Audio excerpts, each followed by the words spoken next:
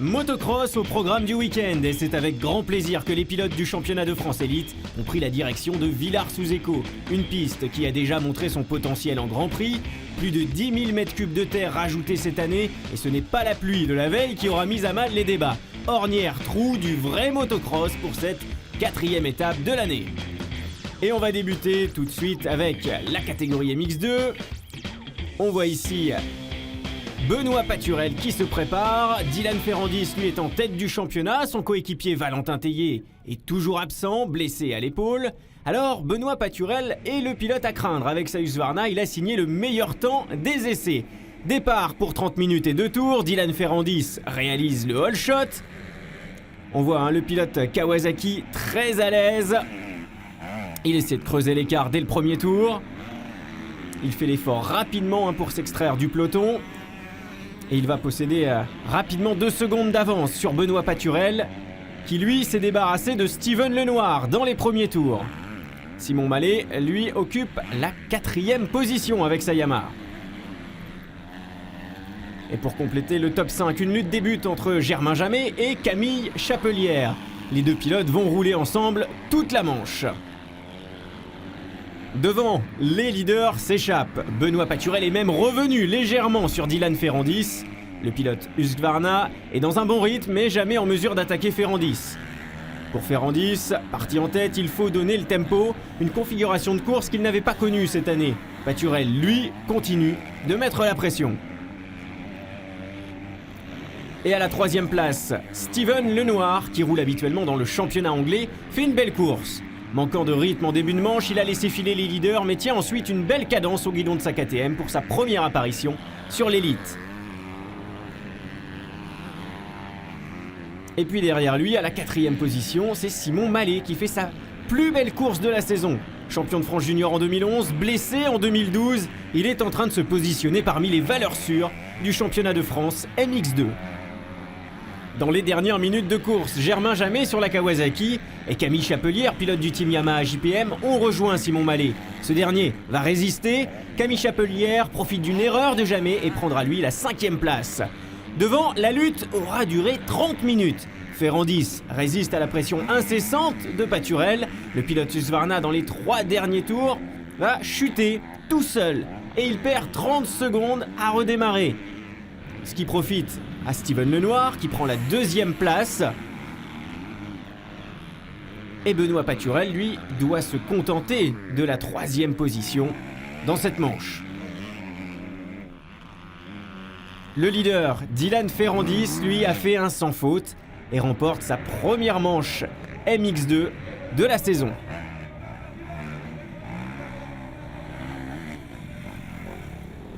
Voilà, et Steven Lenoir, lui, 2e, fait une entrée encourageante sur l'élite.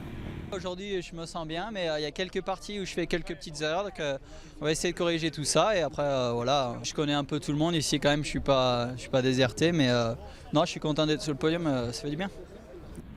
Catégorie MX1 maintenant, Milko Potisek est le nouveau leader du championnat et pour la première fois, il roulera avec la plaque rouge. Le pilote Yamaha 2B fait une excellente sortie de grille. Mais c'était sans compter sur un extérieur efficace de Nicolas Aubin qui prend la tête.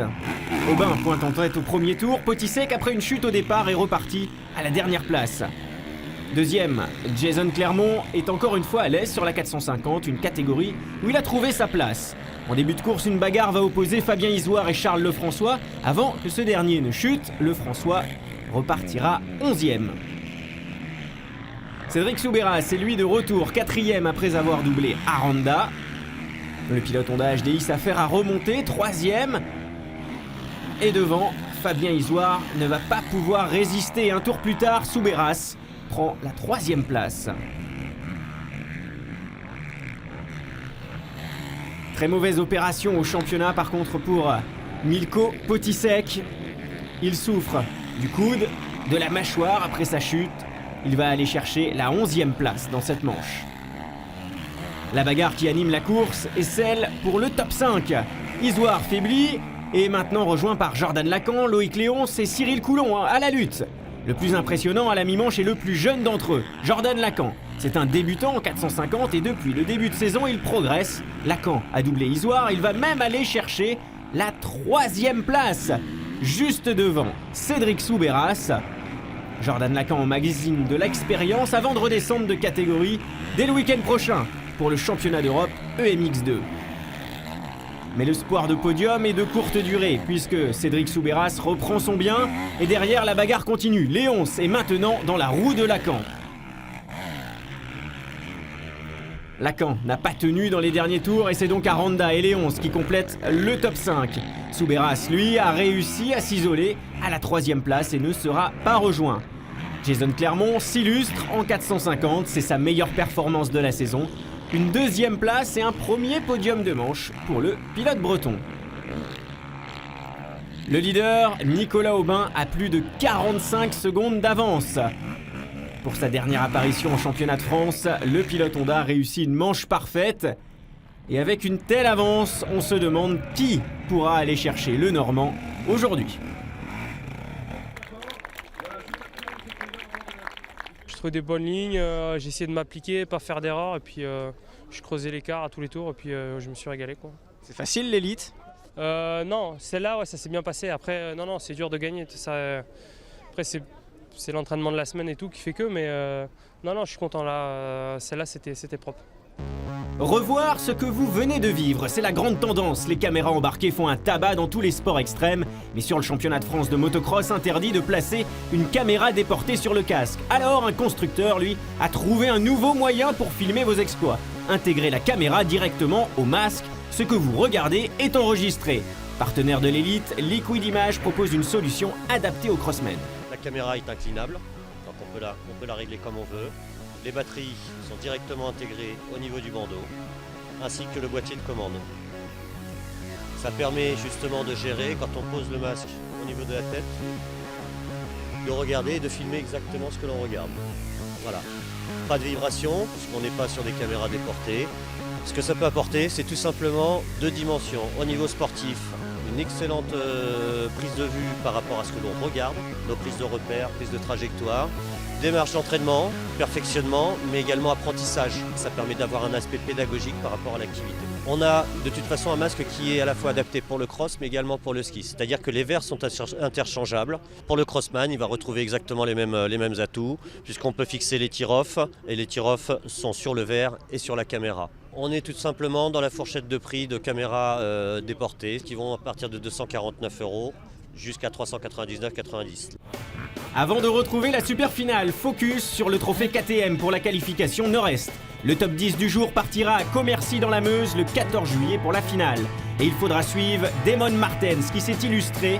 Le pilote tourte moto sur une 250 SXF remporte les 2 manches. 2e place pour Jean-Michel Chatillon. 3e, Stéphane Rubini. Prochaine et dernière qualification pour gagner la 350 à Châteauneuf-les-Martigues le 19 mai pour les pilotes du Sud-Est. Retour sur la grille de départ pour la super finale avec Milko Potisek, positif après sa chute et sa 11e place en manche MX1. J'ai pris un coup sous le coude, mais il n'y a rien qui m'empêche de rouler, donc je suis à 100%. Et là, les 2 catégories sont mélangées. Le meilleur départ est signé Cédric Soubeyras. Le pilote HDI est un solide leader. Et derrière lui, vous allez voir, profitant de la chute d'Aranda dans le premier tour, c'est un pilote MX2, Steven Lenoir. Avec la KTM, les pilotes 250 d'ailleurs vont pour la première fois de la saison rivaliser avec les MX1. Ferrandis, le plus rapide, double Jason Clermont pour la 3e place.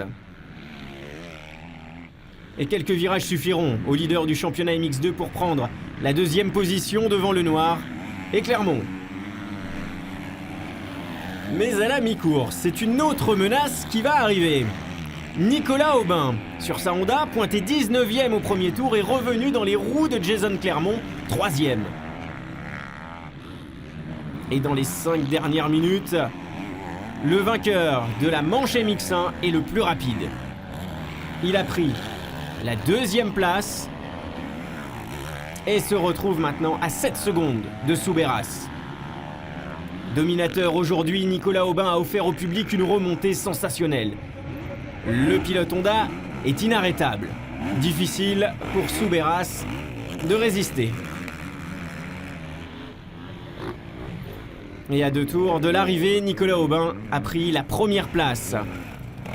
Journée noire par contre pour Milko Potisek, contraint à l'abandon dans les derniers tours.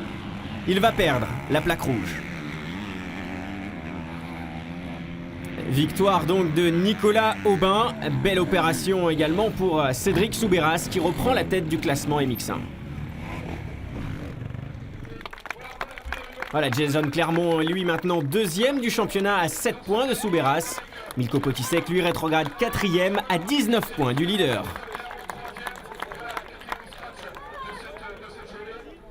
J'étais reparti quatrième de la Capelle. Je suis parti chez Michael Musquin m'entraîner pendant 2 semaines pour venir près ici. Et ça marchait. Dylan Ferrandis remporte la manche MX2 et termine meilleur pilote 250 pour la 3e fois sur 3 courses cette année en super finale. Il conserve donc la tête du championnat MX2. Benoît Paturel a maintenant 14 points de retard. Et pour la première fois dans l'histoire, un pilote MX2 a pris le commandement des internationaux de France. Le classement qui rassemble les 2 catégories. Ferrandis va pouvoir arborer fièrement sa plaque rouge sur sa Kawasaki. Super content quoi, c'est comme disait le délégué, c'est historique quoi. Premier MX2 qui a une plaque rouge donc c'est énorme. Ça va être quand même très difficile de la garder jusqu'au bout. Je préfère déjà garder celle du MX2 jusqu'au bout, ce serait déjà top. Mais c'est vrai que maintenant on peut que y penser et ce serait vraiment la folie de la voir jusqu'à la fin quoi. Villars-sous-Écot a fait figure d'exemple. Piste, organisation, un club qui appelle à recevoir encore plus d'épreuves internationales. Prochain rendez-vous pour l'élite, le 12 mai sur un autre circuit de classe mondiale, Saint-Jean-d'Angély en Charente-Maritime. Merci à tous de votre fidélité et à bientôt sur les circuits.